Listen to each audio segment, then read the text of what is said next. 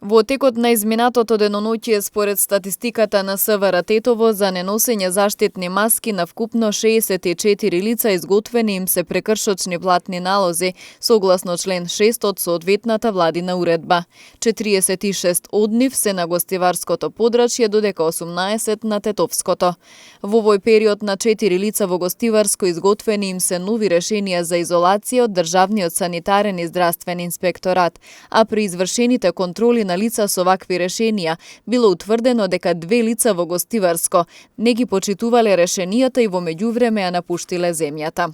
Во полицискиот билтен информација дека вчера вечер 32-годишникот гостивар во СВР Тетово пријавил дека околу 19 часот во гостиварската населба Малеарди неговиот малолетен син заедно со уште неколку други малолетници физички биле нападнати од тројца малолетници кои во нападот користеле и тврди предмети.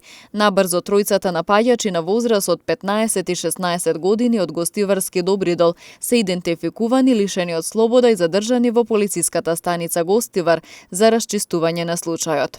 Полициски службеници на СВР Тетово вчера вечер во Тетово привеле 52-годишникот Република Албанија, кој непријавено престојувал на подрачјето и го нарушил јавниот ред и мир.